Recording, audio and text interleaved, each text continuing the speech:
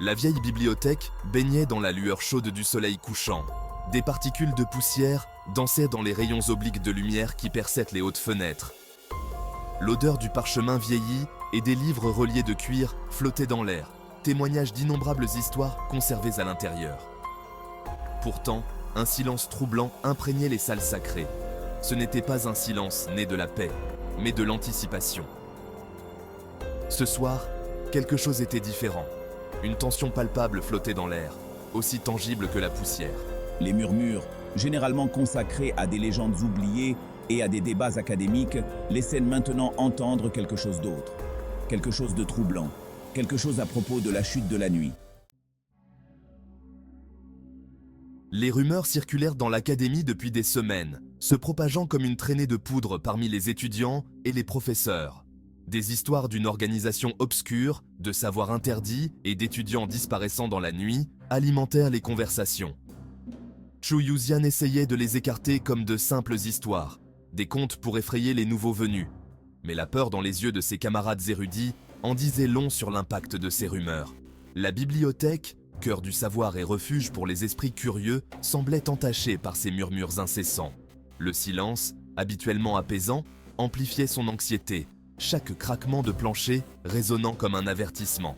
Il jeta un coup d'œil nerveux au portrait sévère d'un directeur mort depuis longtemps, accroché au-dessus de l'arc principal, comme s'il cherchait des réponses dans ses yeux peints.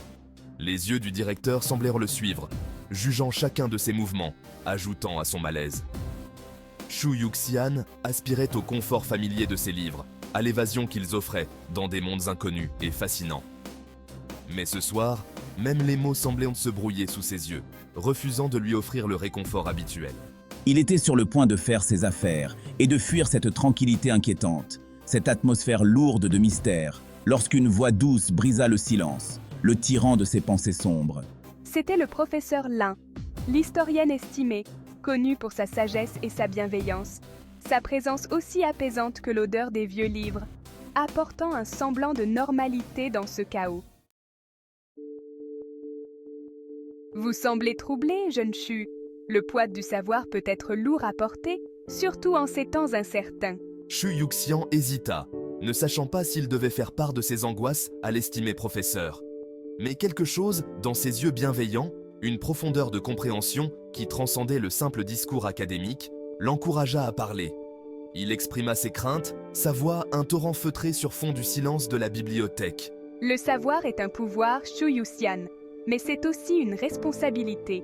Ne laissez pas la peur vous paralyser. Recherchez la vérité, aussi difficile que soit le chemin. Le professeur Lin écouta patiemment, le regard fixe et rassurant. Lorsqu'il eut terminé, elle prit la parole, sa voix un baume apaisant pour ses nerfs à vif. À leur insu, caché parmi les étagères imposantes, Chen Pipi, le prodige en résidence, écoutait attentivement.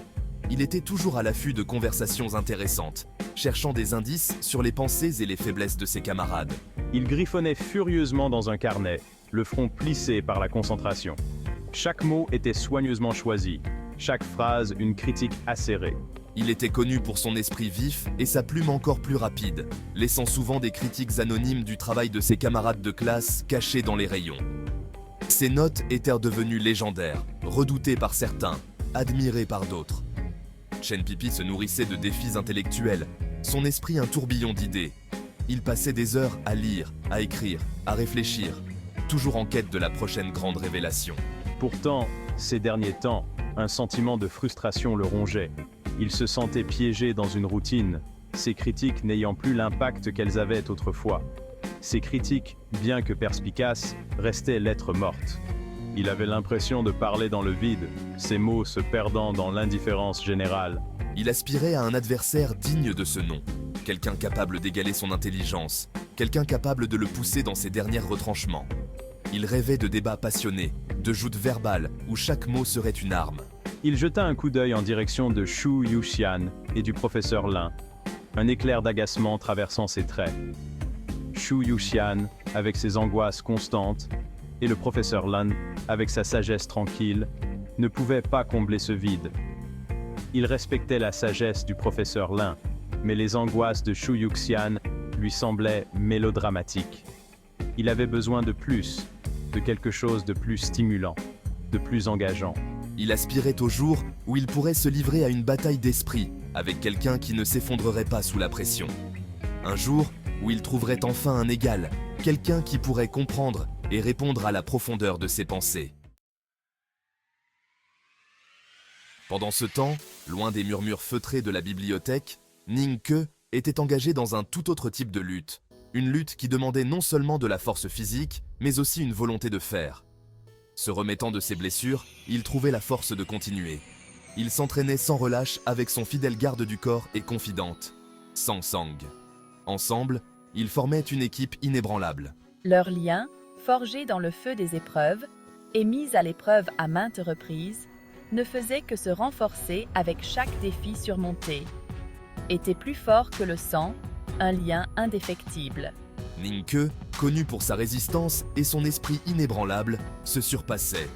Ils s'entraînaient avec Sang Sang, leur mouvement un flou de mouvement et de contre-mouvement, une danse de précision et de force. Chaque frappe, chaque parade était un témoignage de leur histoire commune, de leur dévouement et de leur détermination. Une conversation silencieuse dans le langage du combat, une symphonie de mouvements. Pendant qu'il s'entraînait, Ning Ke ne pouvait s'empêcher de penser qu'il était ramené à l'académie, au monde du savoir et de l'intrigue. Un monde où chaque livre était une porte vers de nouvelles connaissances. Il aspirait à se mesurer aux esprits les plus brillants, à percer les mystères qui hantaient ses pensées, à découvrir des vérités cachées.